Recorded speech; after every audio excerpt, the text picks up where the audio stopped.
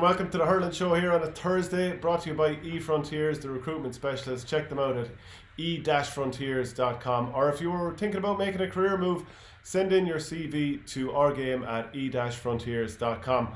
Michael Verney, we had a fair weekend of hurling just gone. We can run through all the results quickly. Kilkenny beat Dublin by a point after being 16 ahead. Galway battered Wexford by 13, 127-17. Waterford saw off Cork, and obviously Cork got that goal towards the end just to bring it back to a 4-point loss. And then Limerick pulverised Tipperary 323-217, and it probably could have been by far more than the 9 points. So, having had a few days to digest it, what are you thinking? Where are we at? Is it Limerick, Galway, All Ireland? I think it's way too obvious, and it's I think people are totally losing the point with Tipperary as well. I'm hurting though. I'm hurting.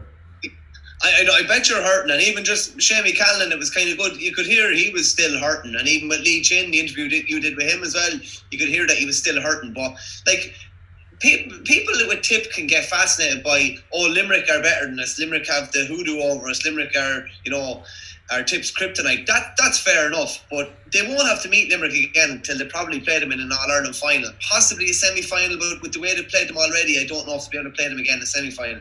All Tip need to do is get their own house in order and get back to where they think they should be. Whether Limerick are going to beat them by 10 or 15 points when they play them again is irrelevant. And I think people shouldn't be writing off Tip on one performance. But from the Limerick side of things, absolutely phenomenal. Like, I kind of only got to look back at it really in full depth again there in recent days, because I was working in Carrick and Shannon on Sunday at the football, and you're thinking, how did they do that in the conditions that they were playing in? How did they make it look so effortless? They might as well have been playing on a summer's day with the ease with which they were able to do things in such difficult conditions. It was phenomenal, and they are looking like a team for every season, really. Yeah, now we're going to talk about Laois, Clare, Dublin, Cork. We're also going to go through all the tiers with the Joe McDonagh, Christy Ring, Nicky, Rackard and Lory Meagher. But when you're talking about how did Limerick do it, I think the fact that they used a hand pass so well and just pawing it around to each other, I thought that was brilliant, the runners off the shoulder, which we talked about the other day. But also, a feature that that was made obvious on TV was the tactics board. Normally a team would go in at half time and work away on the tactics board, but because you've got those water breaks now, you can bring them out onto the side of the field. It's the only place you can bring them. And I'm going to bring it up on screen here. I think I sent it to you a little bit earlier, a picture of Paul Kinnerk's tactics board for Limerick. Now, to be honest, I was looking at it just there a little bit before we recorded the show, and I was wondering, is there anything out of the ordinary on this? And there's probably not. I mean, it's pretty clear Limerick want to keep their shape, because you've got the 3-3-2, 3-3 sort of formation, and you can see the full forward is pulling out a little bit, and obviously the corner forwards, if you were to just go on this little still here, and of course he probably had the pieces in a different position a minute beforehand, but he likes to basically have space for the two men inside, and no doubt so that they can run and kind of get those lovely deliveries that were going in. So it's probably not actually out of the ordinary that tactics board was there. It's just this is the first time we're seeing it on TV. Yeah, no, I think it's great that managers don't really have anything to hide anymore, be it what they're saying or what they're doing. Like, I went down towards the Leitrim kind of huddle at the end of the match the other day, and I could hear Terry Hyland saying to the Leitrim lads that they didn't do enough during lockdown, and they maybe physically didn't look after themselves well enough. I could hear him saying that. Now, he didn't tell us that to the media after, but that's what he was saying to the lads. I suppose they were after giving a good performance, and he was giving them, I suppose, room for improvement for next year. And I think it's great to be privy to tactics boards. I think it's great to be privy to see exactly what's going on. Like, we don't know anymore. It used to be, 10 years ago this year, you were able to drive into Nolan Park and be among 8,000 people watching Kilkenny train 10 days before an All-Ireland final. That's an alien concept now.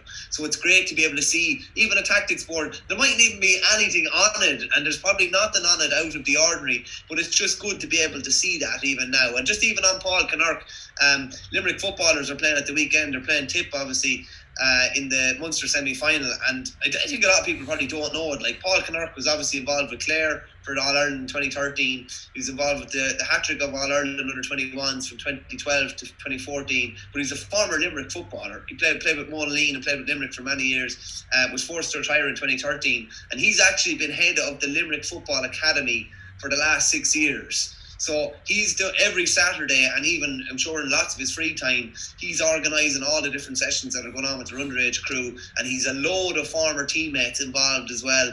The likes of Pa Ranahan, Stephen Lavin, Shawnee Buckley, Stephen Kelly. And I was chatting to Pa Ranahan yesterday just for a piece in the Independent tomorrow, and he was just saying how Paul Kinnerk's coaching, and even a lot of the guys that played with Limerick back, under Mickey Ned, their coaching was driven by Donny Buckley, which I thought was mad. And I just thought, even it's funny because if you've had Matty Kenny obviously coaching you at Coola, and he would indirectly have an effect on your coaching style, or you would pick up things from him. But it's amazing. I actually was thinking about it then last night myself. If you, with a club or even with a county, if you ensure that you have really good managers and really good coaches, it actually has a knock-on effect, because you're more likely to get involved in coaching in your club, and you're more likely to get involved in coaching in your county and then give more back when you're retired. But I just thought that was an interesting thing, and that's probably, we'll chat about it later on. There's probably a reason why a load of Brian Cody's lads are going into management now, and a load of Liam Sheedy's lads, even from 2010 and even from recent years, are going into coaching now as well. But I just thought that was interesting. Paul Kinnerk, he's only 34 or 35, the same age as himself. I don't know where he gets the time to do everything he does, in between being a PE and maths teacher as well. Well, he's a teacher, yeah, but and coaching Limerick, but it's just that Limerick football is such a close place in his heart that he hasn't let it go away. I just thought that was interesting as well, and it's his football mentality as well that is influencing the hurling tactics, and the short hand passing, which we probably wouldn't have seen that much before, is probably based from a football tactic, off the shoulder running, which we definitely saw in football before we saw in hurling, and he's kind of brought that over with Limerick, and that's one of the reasons why they're so good. Yeah, well, an awful lot of what goes on in both codes is very transferable. I did a piece with Stephen Poetry. You can check out some of the football previews I did with him, and I was asking him about Anthony Cunningham jumping from hurling to football. We've all seen Pat Gilroy go from one way to the other, so this is nothing new. Even with Brian Cody, I know I've said this many times in the past, but just as you bring up the point, Michael Dempsey, who came in with him I think around 2005 and helped completely turn things around and turn Kilkenny into a brilliant hurling team, but that we're now playing with Gaelic football tactics and the wing forwards on the graveyard shift, and just the complete work rate, that he came in after winning 9 county titles with St. Joseph's and Laois, and he obviously has a sports science background as well with Carlow IT. But having somebody with that sort of expertise and an influence in another code that can bring on your team in your code is can't be overestimated. But look at it, Shane, as well. Look at the Dubs. Look at the Dubs with basketball. Look at what J.O.'s done with basketball. Look at what Liam McCain has done with basketball. And I think, I'm not into American football enough. I probably don't have the time, and I need my sleep, and don't like to stay up late to watch all that. But I'm sure there are transferable skills and transferable drills and things that you can take from that. And I think the really good coaches, a la Cody, Kylie, Jim Gavin, and managers, I should say, they pull in guys that they're thinking a little bit differently. They're not just thinking from a hurling mindset or from a football mindset. They're pulling in all these different aspects. Like if you look at J.O. with the Dublin footballers, it's basketball background, it's a football background, it's a soccer background, and you're merging all them together. So I definitely think it's interesting. A lot of the best coaches are definitely looking outside the box with what they're doing. So Tipperary and Wexford got a bye in the qualifiers, but I think this Dublin-Cork game is really, really exceptional. We'll come on to Laois against Clare in a while, but I'm excited about this game. Maybe it's because, knowing a lot of the Dublin hurlers and that type of thing, feeling like, there's a bit more riding on it when you're looking at it. But it's real do or die stuff now, and that's the beauty of it. Like, who comes in with a bit more confidence? Is it Cork because the manner of their defeat wasn't too bad? They probably feel like Robbie O'Flynn is back from suspension. Colm Spillane, I believe, has a chance. Now, Dara Fitzgibbon and Owen Cadigan are still out, and those are big losses that can't be estimated. And I'd say Matty Kenny is delighted he doesn't have to plan for those two particular players. But is he going to be happier with coming back from 16 points behind and then losing by a point against Kilkenny, or I don't know, do you feel like Kieran Kingston will be thinking, we got some dirty petrol out of the engine, Waterford are a good team anyway, people probably underestimated, we're not too far away? Or are Cork thinking, we're just circling the drain here and we're getting worse, and everyone thinks we're a flaky team and we keep proving them right? I'd say the latter, to be honest with you. I watched back at that game, and there's just so many things that you just like, what are they doing almost? Like, they made Tyke de Borca had a sore hand, I'd say, by the end of the game. They just kept putting the ball down on top of him. It was ridiculous. They didn't look to be much rhyme or reason to what they were doing. With de Borca sitting back so far, he was kind of cutting off that inside channel. You had Alan Cadigan, taking off and very, very quiet. And you had a couple of the other forwards had very, very little impact on the game. Conor Lahan as well. And I think, like if you'd looked at, if Dublin had come into this game and they'd been beaten, kept at arm's length in the second half, 10 or 12 points by Kilkenny, you'd probably be fancying Cork. But Dublin had a massive, massive turnaround, and I think they come in with all the momentum. They have obviously the disappointment of going down by a point in the end, but they also have the thing where they were 16 points down. They turned around a really, really disastrous situation. And while some people would say it was to do with maybe Kilkenny's problems and Kilkenny switching off and maybe their forwards midfield not working hard enough, I think they just took the game by the scruff of the neck, in fairness, and a couple of changes that they made, putting back Conor Burke's sweeper while it didn't work straight away because they conceded another goal after they went back. They definitely gained a foothold. Putting on O'Donnell on TJ definitely quietened them a small bit. And listen, you're not going to quieten them completely, but definitely quieten them a bit. And I think they come in now knowing what they need to do from the start. I think, and that's probably put Conor Burke's sweeper in the sense that they saw what Tyke de Borca did as sweeper by shutting down that inside line. Obviously, Pat Horgan got 5 points from play and is probably going to do that most days anyway. But he probably have Owen O'Donnell probably tagging him this weekend, which will be interesting. And based on everything we've seen from Cork, particularly in the last 2 years, if Horgan is kept quiet, they could be in big, big bother. You're probably going to have Paddy Smith on Alan Cadigan the other side, and maybe Dara Gray might pick up Shane Kingston maybe and let Conor Burke sweep. So like some of those matchups, you're kind of thinking like if the Dublin backs perform, like I think they're in with a big shout. I have to say, I think they're in with a big shout. Cork would have more talent in the forward line. There's little doubt about that. I just can't understand how Conor Lahan doesn't take it on to the next level, because he's got all the speed. He's not a weak player. Like he can obviously score on both sides. He's got a bit of a hand on him. I can't understand how he's not taking it on to the next level. But maybe that's just Cork in microcosm. There's so many players that have the talent and aren't quite converting it. Like Seamus Harney's very good. He got 3 points. Like he did a couple of bad wides in the first half, as the team did in general. And to be honest, Watford had 14 wides in that first half, and some of them, I think there was 3 or 4 in the space of 2 minutes either side of maybe the half hour mark, and they were absolutely awful. Now I have to say, Shane Kingston 4 points the last day, he was good. Alan Cadigan very quiet with a point, and we've talked about him a lot, how good he is. You expect he's so good. Yeah, he really is on his day. Pat Horgan scored 1-8, 5 of those were from play. I think Owen O'Donnell, and I'm sure you're the same, he'll have to pick him up. So the forward talent that Cork have is just way outstrips what Dublin have. And I'm just looking at the match programme from the Dublin Laois game, actually, even the week before. And I'm looking at some of those forward options, and I'm thinking Ronan Hayes has to start now after what he did when he came on. I think Eamon Dillon has to come in after what he's done now 2 days in a row coming off the bench. He scored 1-1 off the bench against Laois, and obviously the 4 points last week against Kilkenny. And like this notion of we'll bring the finishers off the bench, well, you're after seeing now you can't afford to start with an inside forward line that just isn't going to score. Davy Keogh's a good player, but he's not an inside forward who's going to threaten you for 1-3, 1-4. So you need lads in there who can. Liam Rush is clearly not fit. I mean, I'm presuming he's just been dogged by injuries. It's so hard to get information about these things that you just have to assume, because that's just not his level. And so if they can get those lads fit and firing, and then have that sweeper probably from the start. Now you said Conor Burke, and I can understand why you'd say Conor Burke, but I think you'll get far more as a sweeper out of Sean Moore, number one, because Matty Kenny had him with Kula, and obviously he was my teammate there.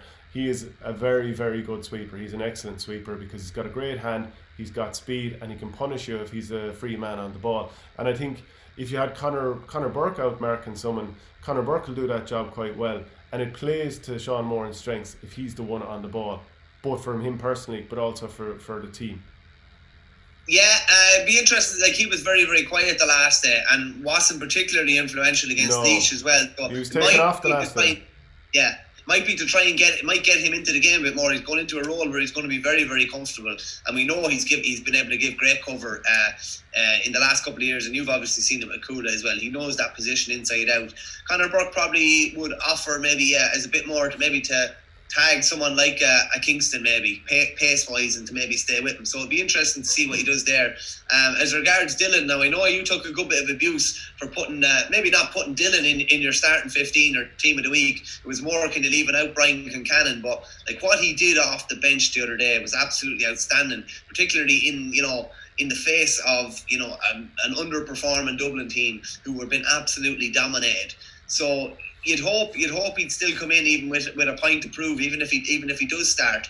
And he's the sort of lad, like if he runs rec and Ronan Hayes is able to do similar damage to what he did the last day, and then maybe if you're able to bring in a Rush, or if a Sutcliffe or a Donald Burke contributes a bit more from play, then you're thinking all of a sudden, yeah, like they have a serious chance of winning this game. Like I'll put it to you this way: at this stage, who do you know you're probably going to get more out of? You probably have a fair idea of what the level you're going to get out of Dublin. Like if they tailed away in the second half against Kilkenny and hadn't raised the gallop, you wouldn't be saying that. But the good consistent performance against Laois, a very poor first half against Kilkenny, but a very, very good second half with the breeze. So you're probably more confident of getting something out of Dublin than you are out of getting Cork. And there's just so many question marks about Cork. When I saw Colin Spillane wasn't playing the last day, and he's probably in the mix to play this weekend, you're kind of thinking, like, they've got serious problems here at the back. You still don't know who's going to be playing 3 or 6.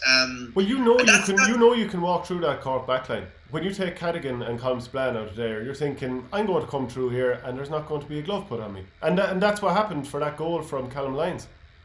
Yeah, and that's what Dublin are going to do. That's what Donald Burke did against Laois. It's what Danny Sutcliffe will try and do as well. They'll get the ball, put the head down and try and take them on. And it's hard not to think that there's going to be some openings there. Now, fair enough, last year, like Cork took an awful hiding against Tipperary in the first game and we got a reaction. And we may get a reaction again. I don't see why it should take like your confidence been on the floor for you to have to pick things back up again.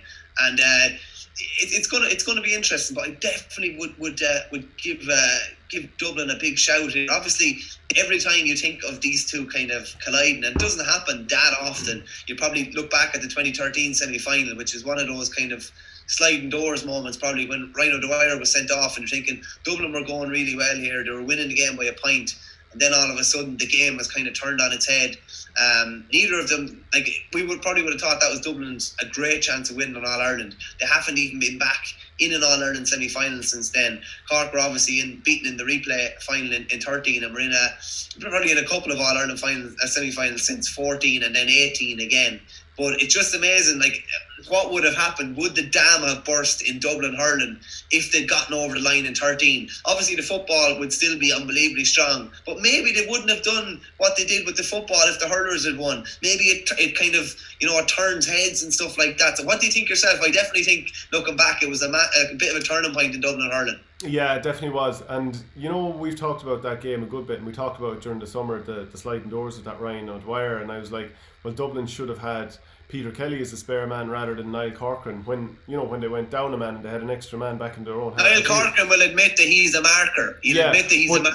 But to be fair, Anthony Daly clarified with me afterwards that Cork actually marked Peter Kelly, so that's what they wanted to do. So I think it's fair to just clarify that, because I have said on the record the opposite in the past. Yeah, it could have been a sliding doors moment, but the lure of Gaelic football in Dublin is absolutely huge. So hurling is probably always going to remain on the hind tit, if you will.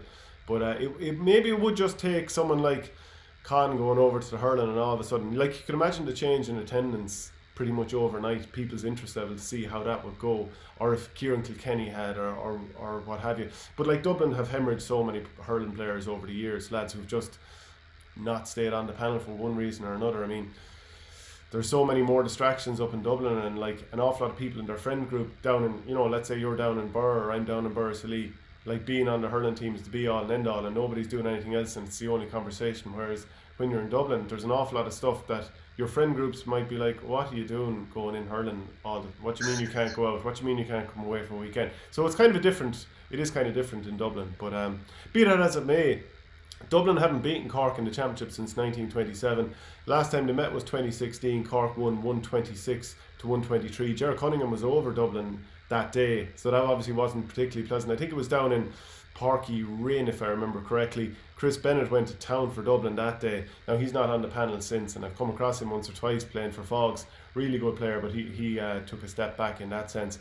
Gerard Cunningham is back on the other side again now, and looking to reinvigorate that Cork team, well, under Kieran Kingston. They're actually favourites. They're 2-point favourites in this game, and we're basically talking as if it's going to be Dublin all the way, but the bookies are rarely wrong on these things. Yeah, just on the Gerard Cunningham one, it's interesting. He was a Cork selector in 13 when they beat them in that sliding doors moment. Then he was Dublin manager when Cork beat them 3 years later, and now he's back as Cork selector again. One of the things even that we definitely should raise up is kind of Cork's probably, discipline problems as well. Stephen Bennett scored 12 frees the other day for Waterford, missed 2 or 3 in the first half as well. So you can't be throwing up opportunities for the opposition, free taker to be scoring 13 or 14 from frees. You're handicapping yourself before you start. All you need is someone else to chip in with 7 or 8 points, or 1-7 or 1-8, and you're probably going to lose most of the games. I suppose the reason behind maybe having a favour for Dublin here is, we talked about Cork being favourites for games before, and it just has, when have they delivered their best? Against Limerick last year, when they were kind of probably written off. In other years, even when they're, it's almost they're waiting in the long grass almost. They're favourites for this game. I don't know if that's probably based on maybe a bit more strength maybe in Munster overall than Leinster. Maybe that's what they're basing it on. And I think it's based on potential probably more than, actual facts of what we've seen on the pitch in recent years. And I just thought it was interesting. John Milan was on the Throw-In podcast with me on Monday, and it was just interesting to hear him saying a couple of things. They talked about whether they need an outside manager, and just a couple of the quotes he said here. He said, "We know that the traditional counties, Kilkenny, Tipperary, Cork, they don't go for outside managers. I'm coming to the conclusion that after Kieran Kingston's turn, I think Cork need an outside manager. I honestly do. It's becoming too comfortable for lads. Every week they go and think, no matter what happens, if I underperform, I'm still going to get my place. I think they need to break away from that. I've almost certainly come to the conclusion that they need to look outside," which is something interesting, to be honest with you, because there does look to be a degree of comfort there. I'll put it this way. Kieran Kingston has openly admitted that he wouldn't be back over Cork if the players hadn't come to him. So in one sense, cozy, that's okay. Isn't it? It's a bit too cozy. Yeah, maybe so. In one sense, you're just thinking the players were happy with him before he had to leave. They're happy to have him back. Whereas if you look at it in Waterford, and he's ruffled a fair few feathers, but Liam Cahill has come in and he's dropped a few lads, high profile lads. But look at how enthusiastic they were the other day. Look how fit they were. Waterford looked like they would have went through a wall the other day to win, and they just kept going and going and going, and they were relentless. And there's definitely, I think it'd be fair to say that there's no element of being cozy or too friendly with Cahill. There's that.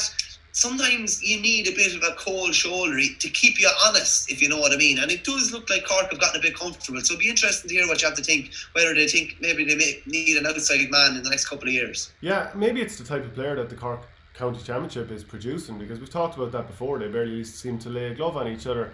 Now, I mean, there's a couple of different ways you can look at that, about having a cosy manager versus someone who's a bit more aloof. Like, I'd imagine Brian Cody, I did a piece with with Taggy Fogarty about this, which you can look up on the website before, about how Brian Cody used to have beers with the players after matches. This is back in the early noughties, and that completely changed, and maybe he felt he needed to have more distance. Whereas, to be fair, Derek McGrath got Watford all the way to an All-Ireland final, and you could see he was all in with his players, and it was meeting their parents and all that kind of stuff. So I'm sure both ways can work, and it's probably early days even for Liam Cahill. He has won one game after a good performance. It was the first time that they'd won a game since 2017 in the championship. They look good in the league at times, take out that Tipperary game where there was a couple of red cards. But definitely it suggests that. Now, I don't know if Liam Sheedy is close with his players or if there's a certain distance, but I'd imagine most managers, I wouldn't think Cody's in this, but there's probably a few players he talks to, a few leaders in the dressing room that he touches base with to sort of feel like he knows where the players are coming from. And I'd guess that would be the way with Liam Sheedy. And otherwise, it's probably everyone else is at a distance. The lads who aren't guaranteed positions will say he has to keep them all, I guess, and keep them working hard. So you could be right there. And Michael Foley from the Sunday Times, who's a Cork man, he talked about how Cork players, some of them know, I'm definitely on the team no matter what happens. so they're actually not pushing each other that hard. There isn't really that same pursuit for excellence, I suppose. But whatever it is, maybe it's the profile of the players to have. How many of those Cork players, as we've talked about before, do you think will age without soft? I mean, the half back line is really good players in Christopher Joyce, Robert Downey and Tim O'Mahony. I mean, potential wise, they're all huge men. But are you going to get killed going through that half back line? But that's half the thing as well. You know it's going to be a nice game of hurling generally, don't you? You know it's going to be a nice game, and generally, that kind of niceness just does not work because, as you say, like teams will absolutely gut you if they know you're going to be nice. Just interesting, Hughie Kennedy was on to me there on Twitter. He had posted something to the Cork hurling supporters, and a couple of very, very valid points. He's obviously, and it seems to be the message he put up seemed to be very, very well received.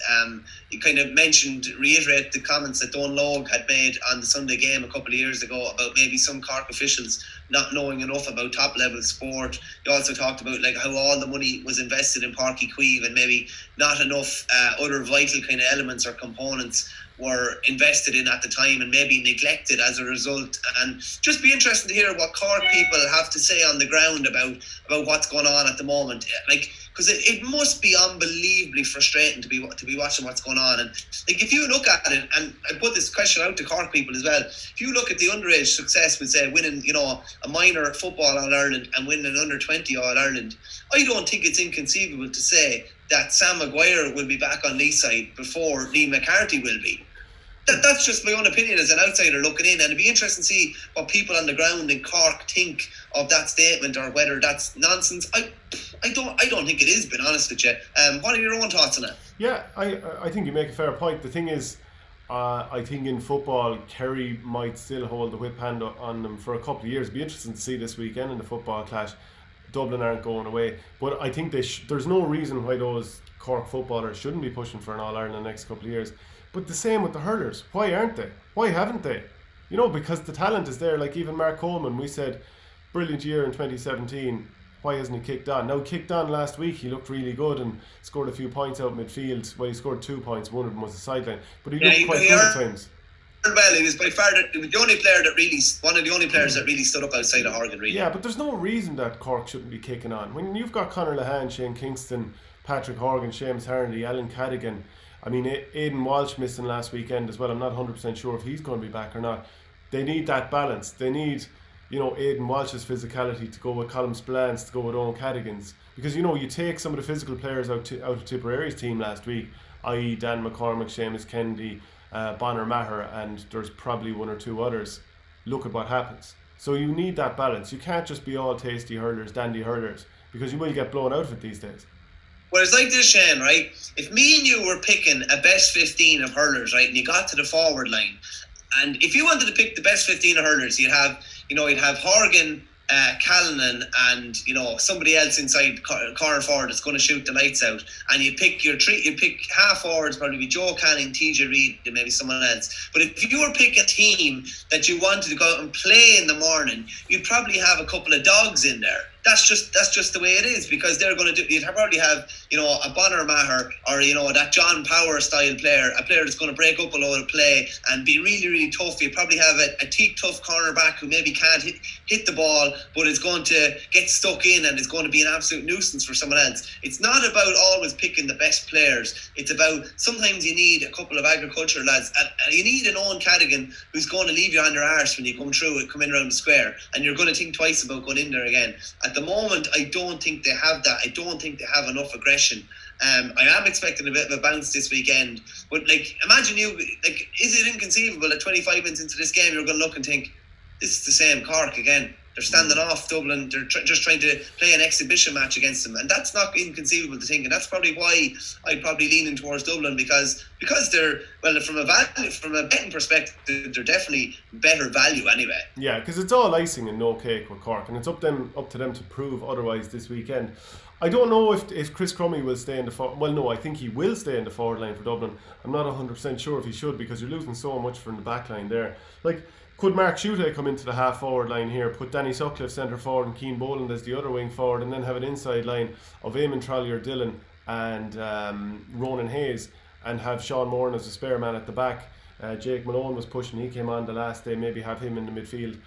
I mean, I think there's a lot that Matty Kenny can do, because he's got different types of players, whereas Cork, it feels like, especially if those guys are still injured, they've an awful lot of the same type of players. I'm going to plumb with Dublin on this one. There's probably a small bit of bias in there. As ever with me, there's always a little bit of bias in there somewhere. So you're sticking with Dublin too? Yeah, no, I'd probably go with Dublin just because I think I don't think they're unbelievably consistent, but I think they're more consistent than Cork. Listen, it'd be interesting if Cork bounce back and were to win handsomely. It'd be interesting to see what they do through the back door, but it's just hard to have faith with them, really, and particularly with conditions and how dogged games are this time of the year. It's just hard to have faith with them. So I'd stump with Dublin. Yeah, no doubt people will be dancing on our heads if we get this one wrong. But get your comments in beforehand and let us know who you think will win and also why. Yeah. Get your comments in beforehand now. Don't get your comments in after, when it's easy to say after the fact. Yeah. Okay, Laois are playing Kildare in Nolan Park. That is going to be a good game, I think, in the sense that we're going to find out what are Clare made of now, because they lost 36 points to 123 against Limerick, and outside of Tony Kelly you're wondering, what is Brian Lohan building here? We know about all the players he's lost, we won't go over that again. Whereas Laois lost to Dublin 231 to 23 points. Now the teams met earlier on in the year and Clare won that game by 17 points to 9. Laois scored just 4 points in the first half. I think it was like 4-9, we'll say. Terrible conditions on the day, but overall Laois scored just 4 points. Now, we know that Eddie Brennan doesn't have all the players he wants in Laois, no more than Brian Lohan doesn't either with the banner. Can you make a case for Laois winning this game? It's gonna be tough. You mentioned that league game. It was absolutely horrible conditions, and little did they think that they were going to be colliding, in early November, and the conditions were probably going to be very, very similar. Just with regards to Laois, Laois's performance against Dublin was more like a league performance, I would say, in the sense that it looked like there was a lot of room for improvement, fitness-wise and things like that, whereas they're playing 2 weeks later in a knockout championship game. Fitness-wise, I'm just not sure they're not going to be much further down the road. I just didn't think they looked nearly as fit as Dublin the last day. I'd say they're probably going to set up similarly enough, I'd imagine. We come into who will be picking up who later, but I'd imagine they'd probably play with a sweeper, and Ross King could be up top again by himself. I'd say they will try and keep in the game for as long as they can, maybe the last 10 or 15 minutes, and then try and give it a good go. But it's kind of hard to make a case for Laois. I just didn't see enough against Dublin that day. Tactically even as well, because they were a couple of men down in different places and they were sitting back so far. When they got the ball, 60 yards out, they were trying to solo around Dublin lads, and they didn't have the fitness really to execute that plan. It was interesting to hear what David Reedy said on Clare FM, actually, just coming ahead to this game. He said, we've parked that result, which is the Limerick game, but there was a lot of positives. A lot of our competitive in-house games and training since Limerick, and our one goal is getting a win on Sunday. What do you think? What do you think of that? Outside of Tony Kelly's performance, what would the positives have been? And maybe Ryan Taylor, what would the positives have been for Clare against Limerick? I'm struggling to come up with too many, because they didn't concede a goal. Maybe that's about it. Does it feel like that team is evolving massively? I don't know. David McInerney is one of their most important players. He was midfield. The game more or less bypassed him. I think Aidan McCarthy is a player that might come in for this game. I think he's a good player. Rory Hayes had an okay performance, to be fair to him. I don't know. I don't know where the massive positives would be. This is going to be, it feels like a year that passes Clare by. They've lost all those key players. If they can bring back in Colin Galvin, John Conlon, and so on next year. I wonder what Podge Collins is thinking, or if there was any talk of getting Podge back in, because they lost in the football last weekend. He probably wouldn't sit well with the players anyway if somebody came in from the cold after choosing football. But I just wonder, was there any sort of connection made there, just to see if he was interested, or if Brian Lohan was interested in having him back? It's a very strange one. It really, really is. Obviously an All-Star in 2013. He was one of their better players in 2018. Particularly, coming on against Tipperary that day in Thurles, and he was good. He looked somewhat back to himself. Maybe, obviously, not so much last year. Me and you were actually in Meath earlier on this year when they played Tipp in the Co-op Munster Stores game, and we were actually chatting to Podge after, and he was waxing lyrical about Brian Lohan. I don't know if there's after been a breakdown in communication between the two of them, but the fact that he went playing football would kind of half suggested that he may have been deemed surplus to requirements, which would be mad in itself, especially considering the other players that they're missing. So I don't know what's going on there. If he's gone this year and went back playing football, it would kind of half suggest that the door may be half closed and then coming back next year again. And it looks like they need everybody that they can get. They'll have John Conlon back at some stage next year. They could have Peter Duggan back. Looks like they'll have Colin Galvin back as well. But it's very, very hard to get over. They're insurmountable losses, really. Like, they know. Like, I'll put it to you this way.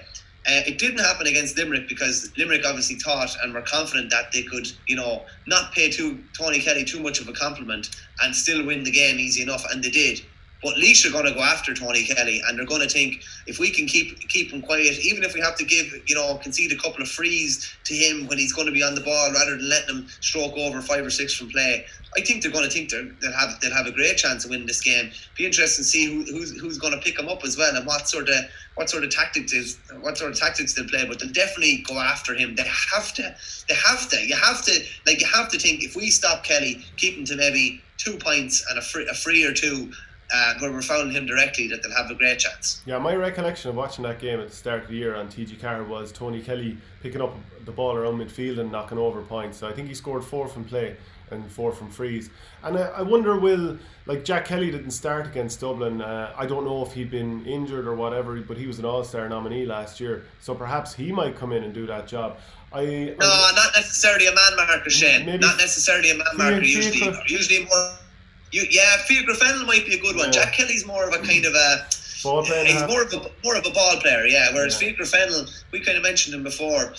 He was senior B hurler of the year last year with Rosen Alice, and he's a cross country runner basically. Eddie had said to me, but he's getting into more and more hurling now. So he'll definitely be able to stay with Kelly from a fitness point of view. Now whether he'll have the kind of nous against a top level player like that would be another story. But if you're looking for a lad that's going to stick with him, he's probably the answer. And even he looked a bit raw maybe against Dublin the first day, but he was still bombing out with balls near the end. He set up Jack Kelly for a good point in the second half as well. So maybe something like that. If I was Eddie, I'd be thinking, this man needs a stopper. He just needs someone to try and stop him. And if they stop him and can reduce his influence, I think they have a very good chance of leaving himself in with a shout near the end of the game. Yeah, and just to kind of reference the match programme from the last day against Dublin as well, and you're looking at some of the forward line options. Aaron Dunphy scored a few points. Willie Dunphy would be looking to get on the score sheet this time. Now, Ross King didn't score from play, but he was a constant threat whenever they got a decent ball into him, and he would have had a sweeper in front of him, and maybe that's going to be the case again in this particular game. So I just wonder if they can get enough ball into him. If maybe Stephen Maher, Picky Maher is in beside him, he'd scored a couple of points in the first half as well. Maybe they can give themselves a bit of a chance. They're going to need a goal or two. I think that's pretty certain here. And I'm wondering what's going to happen with Paddy Purcell. Now, he was man-marked by Dara Gray the last day against Dublin. He scored a point in either half, but in the second half he had gone back as a sweeper.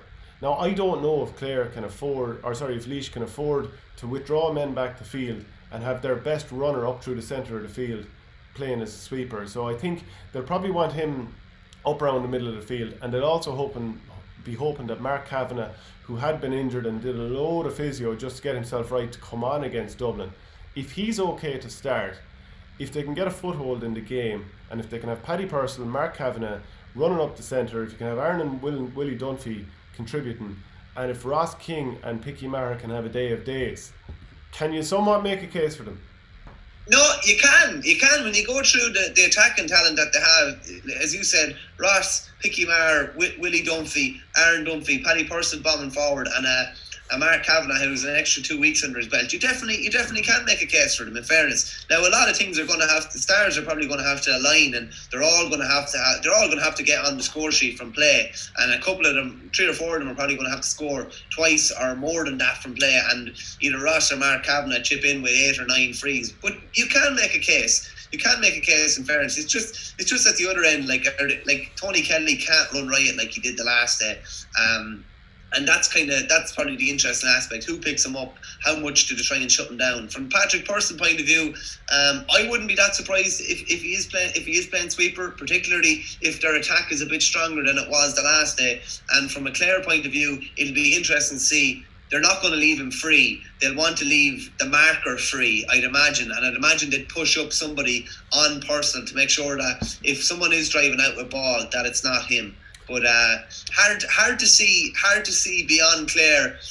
Handicap is 11. I probably just about favour Laois in the handicap probably, but I think it'll probably be on the money. And I think it'll be Laois kind of pulling away, or it'll be Clare pulling away in the last quarter. But hopefully it'll be competitive. Hopefully, look, the more than Eugene McGee did with Offaly in '82, you're just trying to keep them within 4 or 5, so that possibly you can give yourself a couple of goal chances near the end for the big upset win. Yeah, and Clare have won all 5 championship meetings that they've had in the past. We all know about 2013 when Clare had lost to Cork in the Munster Championship and they drew Laois in the first round, beat them 132 to 15 points, went on to win the All-Ireland. Who knows? And in 2016... Well, Shane, I confidently say that no, that will not happen. Yeah, well, if anyone is going to agree with you, it's obviously going to be me, as Clare fans seem to remind me all the time. They last met in 2016 and Clare won 532 to 12 points. Now that is the mother and father of Baton's, 35 points in it. I don't think it's going to be quite like that because, I mean, there's just nothing to suggest there will be. Clare need to shake up their team. Laois need to shake things up. They both conceded 36 and 37 points respectively the last day. They will be looking to tighten things up. You could be looking at both teams playing with a sweep. I actually wonder if Paddy Purcell plays further up the field, will maybe Shane Amori with his pace look to mark him? Possibly. You'd have to say the record that Clare have over them. Like, it's not as if the games have been in any way really competitive. You know, obviously there's different personnel from 2013 and different personnel from 2016, but the fact that they had them at fairly arm's length in the league as well, you'd imagine that Clare would have the capability of putting up a high score, even if it is going to be mainly from Kelly. But you'd imagine Dermot Ryan Taylor, who was, you know, a couple of little fleeting bits of brilliance the other day, you'd imagine they'd all be contributing a bit more as well. David McInerney is a funny one. Like, he might go to town against Laois at midfield, but long term you would have to think that that's not probably where he should be playing. I think he's there more so to offset the losses of the guys that we mentioned earlier that aren't there. So if I was Brian Lohan, I'd have no problem dropping him back centre back. I saw him playing for UL when one of Fitzgibbon. It's a good few years ago now, but he's absolutely outstanding centre back. He's a brilliant defender. I think he can do as much offensively from centre back as he can from midfield. So I wouldn't be a bit surprised if he drops back there. David Fitzgerald doesn't look like a natural forward. It's very hard to convert lads like that. At club level, not so bad. At county level, very, very hard to convert lads like that. Doesn't it kind of say that they are struggling in the forward line if they're trying to put David Fitzgerald up there, because he can be really, really effective in the half back line and actually drive the team forward. I wonder, would he rezone back there? Would maybe Aaron Shanahan come into the forward line? Maybe Aaron Cunningham. It depends on what Brian Lohan is seeing in training, but if you had them lads up there, if Shane O'Donnell is playing well, if Ryan Taylor can hit the ground running again, Diarmuid Ryan, if he can have a game of games, you know, there's a decent balance there. And like, obviously the whole thing is going to be built around Tony Kelly, but they need more players contributing, because my God, that was a depressing performance in an awful lot of ways against Limerick, even though they kept with them. And you could argue now, and some people have reminded me on Twitter, that Clare maybe gave Limerick a better game than Tipperary did in some respects. But still in all, I mean, Tipp have won an All-Ireland last year. They're used to trying to make a comeback in the qualifiers, whereas Clare, yes, they did in 2013, but otherwise it's not something that they regularly do. But I think we're both favouring Clare here anyway, without doubt. We are, yeah, most definitely, yeah. You want to make a point about the sideline influences of Tipperary and Kilkenny former players across the inter-county scene over the last while, didn't you? Yeah, no, I just thought it was interesting. It's becoming more and more kind of prevalent as the years go on. Like, with the Kilkenny guys, it's a lot of guys that have played under Cody, whether it's Eddie Brennan in charge with Laois, or David Herity in charge with Kildare, or Michael Fennelly in charge with Offaly, and Mick Kavanagh involved with him. And then obviously Cody has, you know, a couple of lads that he would have coached or managed in Martin Comfort and DJ Carey involved with him. Looking at the Kilkenny under-20s, and you're thinking, you know, Derek Ling, Michael Rice, Peter Barry, all guys that played under Cody. You obviously have, there's a load of those guys. Cody's kittens is probably a nice little term for them. And you have Shefflin, obviously, who's been announced, is going to be announced as Thomastown manager for 2021 as well, having his first foray in management leading to 2 Club All-Irelands, which is just unbelievable. Looks like Owen Larkin is getting into club management as well. He's over at Ballinkillen in Carlow. And then on the Tipp side of things, you obviously have like Tipp, you have Liam Sheedy obviously as manager, Tommy Dunn, Eamon O'Shea, Darragh Egan and Owen Kelly, absolutely stacked. Then with Waterford you have Liam Cattell and Mikey Beavens. And the quote obviously from Liam, which you love bringing up, he said that when he was involved with Tipp underage teams, I'm not going to send soft hurlers up the line. And it seems like that's kind of, there's a bit of hardness to Waterford now since he went there. Then you obviously have Darren Gleeson with Antrim as well. I suppose, like, if you go back through history, it's maybe common enough that there's Tipp and Kilkenny lads in a lot of different counties, but there's a particularly big influx of them at the moment, and they're spread out all throughout the country. Well, this is it. Like, I mean, you'd probably look at Galway traditionally over the years, especially when their club teams win All-Irelands, they're kind of spread hither and yon across the country. You know, I mean, Johnny Kelly with Burris Lee, Matty Kenny gone up to Dublin, albeit he didn't necessarily have the Club All-Ireland success with other teams in Galway before moving around. But like Cork in the past, you know, you think of some of the players that would have been involved with successful teams that were managing different counties, whether you go Justin McCarthy, Gerald McCarthy, Donal O'Grady, I should say, and John Allen and Gerard Cunningham. It's not necessarily, you know, if there's success in that county, they'll just assume, well, this lad, it's a plug and play, we can just port him in here and we're going to get that success. Sometimes it works, sometimes it doesn't, but it definitely is something worth keeping an eye on and see how many of the players from, let's say, the 2010 vintage onwards from Tipperary end up being in management in the next couple of years as they begin to retire. That is something to keep an eye on, similarly like you're saying with that Kilkenny team. So we'll keep an eye on that, alright. And if anyone has any comments or there's anyone we're missing or a point we're missing, please let us know. We'll move on to the Joe McDonagh Cup. This weekend Carlow are going to play in Meath. So just to give a nod back to last weekend, Kerry beat Westmeath 219 to 14 points. That was comprehensive enough. And there was a draw between Carlow and Antrim, 225 to 516. Now, if you're Colin Bonner, you're fairly alarmed at conceding 516. Well, the goals more so, and maybe one of them they're worried about a square ball, but in general, that's not what he's going to want. Now, Chris Nolan came on and scored 5 points from play as a second half substitute.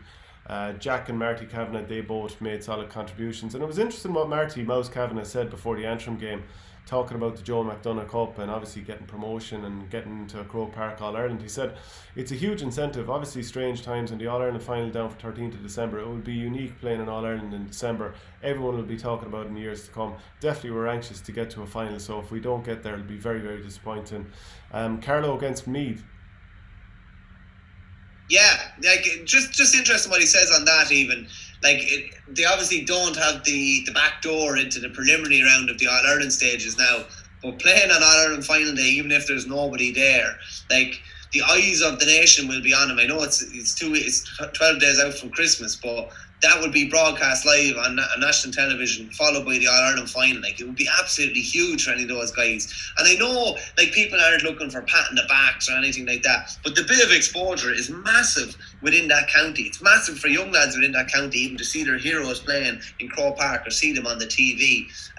Now, Carlow, last weekend, obviously, just one point to make, actually. An awful lot of that Carlow team and the St Mullins players, they played on December 1st in a Leinster Club final last year. So this won't provide any fear for them playing at this time of the year. No, definitely not. And traditionally, Carlow would have been seen as maybe more agricultural and kind of, they would have no problem getting stuck in at that time of the year. The Scallion it definitely won't be a problem to them. But there's been a decent bit of moving and shaking within the Carlow kind of management team. As I said on the Monday show, PJ Delaney, who was in as coach, and Carl Delahunty, who I think was either coach or selector, they've departed, and Colin Bonner has gone back to Martin Burns from Wexford, and I think the under 20 manager is involved with them as well, so he's kind of gone back to the tried and tested. James Doyle, who you know well, obviously, Shane, from when Mullins has played Coola, he's out with a long-term injury, and I think Alfie Corcoran is out as well. And the reason Chris Nolan didn't start the last day was to do. He's only coming back from an injury, so if they can get back him in full fitness to be able to start games, I think they'll fancy their chances. The bench, I believe, is weakish at the moment. Weakish in the sense that maybe a lot of inexperienced kind of players, but they do probably have the best 15. And I said it on the Monday show. I think Carlow and Antrim is the most likely final at this stage. Meath, while no team is going to be relegated out of Joe McDonagh this year, it looks like you throw a blanket over the top four, and Meath are a bit off. Kerry gave them a fair beating in the first game, and it does look like they're a bit off. They're obviously only after coming up from Christy Ring last year. I know like James Torr and even Sean Garrity be kind of leading the line there for them. For Nick Weir is over them, but I think they're going to be a bit off, and I think like Carlow could put, especially with a game under their belts, I think Carlow could put up a big score against them at the weekend. Yeah, we'll move on to the Christy Ring Cup now. There are a couple of games this weekend. Roscommon are against Sligo, but Derry are against Offaly, and what is Michael Fennelly's his championship bow as an inter-county manager. Now Derry lost last week to Down 113 to 13 points. Kildare, they beat Wicklow 214 to 110. I believe Down, from what I'm hearing, played with a sweeper against Down even when they had the wind in the first half. So you'd wonder about that, and then putting up such a paltry score at 13 points. Now some of the players they don't have this year: Alan Grant, Micheál McGrath, Jerry Bradley, Nisha and Keane Waldron. And then you have Brendan Rodgers and Chrissy McCaig not involved this year. They were with the footballers. And I wonder, was there a conversation, much like how we were talking about Podge Collins getting knocked out with the football, would there be a quick little conversation, let's get you back in with the hurlers? I'm not sure that there has been any conversation, especially when obviously they picked football over hurling, or so you'd imagine. To get them back in, that would really upset the panel. If people were just told, yeah, you've been training all year, but unlucky, you're out. Offaly are surely going to win this with an awful lot to spare, and I'm talking 15 points and more. I'd imagine so. These two played in an All-Ireland quarter-final 20 years ago in Croke Park. I was actually at the game, and Offaly kind of had a bit of a Leinster final hangover and hanging over them. They were after being beaten, I think it was by 11 points by Kilkenny in Leinster final, and it was kind of a lot of the old guard had a good bit of mileage on the legs, and it looked like kind of they were on the wane. And Pat Lory threw in a few new faces. I think Conor Gatt and Aidan Hanratton and a couple more. Brendan Murphy would have played, and he wouldn't have had that much game time under his belt before that. And they were struggling, and Big Jeffrey got a goal. Big Jeffrey McGonigal got a goal in the second half, and I think he got a point then after, and it was level maybe with 59 minutes gone. And Offaly kind of it was like, I were thinking, oh Jesus. And I was chatting to Johnny Dooley earlier on the week, and he said, like, are we going to be remembered as, the 89 team that were beaten by Antrim in the All-Ireland semi-final? We're going to be remembered and make the headlines for all the wrong reasons. But Johnny was one of the guys that kind of pulled it around for them. He got 12 points. One of his best games, 12 points from the middle of the field, including frees, and Brendan Murphy got 2 goals, and they pulled through. But it was just interesting to hear him talking even this week. He was just talking about Offaly's decline, and just maybe even a word of caution for Michael Fennelly and for the lads coming into this game at the weekend. I just read it through a few quotes here. He just said, you'd wonder where the years fly by, but even after we stopped contesting All-Irelands, we were competitive enough, and we will be again. It's hard to fathom that we're not competing in Leinster or the Joe McDonagh, but we just have to get on with it. We have to get back there and build up step by step. We have everything in place. We just have to do the hard work now. We can be too fond of talking about things at times. We just need to get out there and do the work and get some positivity going again. Like he was just talking about as well, if 2020 had gone past without championship being played and Offaly were in the ring again next year, it would be a bit of a disaster. So at least if the only thing Fennelly gets out of 2020 is Offaly back in the Joe McDonagh for 2021, I think that would be progress. And just the little word of caution he just said on playing Derry, he said no matter who you're playing, you have to respect them and take them seriously. You must approach it with 100% tunnel vision, because if you're in any way soft and not feeling up for the battle, you'll get caught out. And that's probably happened a bit in recent years. So word of caution from Johnny. And Johnny actually underwent a knee replacement last week, so he's enjoying all the hurling because he's nothing else to do at the moment apart from his bit of rehab. So he has his leg up and he's watching all the hurling, and hopefully to be a good result from Offaly at the weekend. As I said, because of the COVID crisis earlier on, there's no trapdoor for them, so this is a knockout game. Winner goes through, loser is out, and it would be an unmitigated disaster if Offaly were to be beaten this weekend, and even if they were not to win the Christy Ring. So hopefully you'll be expecting a big performance and a big result to kind of get things going for the next couple of games. Yeah, we haven't really talked about Offaly that much lately because of the COVID cases, and was it 25 or 27 players were considered close contacts. That game against Kildare was basically gifted to Kildare, so they'll be looking to get back and maybe put that right, maybe against Kildare and David Herity later on in the line, and we'll finally get that Herity versus Fennelly clash that we were looking forward to a couple of weeks ago. My question to you on Offaly, because as I said we haven't talked about them that much in recent times because we haven't seen them play, do we have every player that Offaly want available? Are they available, and like where is the quality in this team? Pretty much the majority of what they should have is there. It's probably, I haven't heard too much about whether personnel has changed since club championship action or that, but by all accounts, like Shane Dooley is still there. They've got Oisin Kelly up front as well. Owen Cattle, my own clubmate, and Burr. That's where the quality lies. If you're asking me, that's where the quality lies up front anyway. That's where games will be won and lost between those three. Probably going to have Keelan Kiley out around the middle of the field. Ben Keneally probably leading the defence. Probably at centre back, I'd say as well.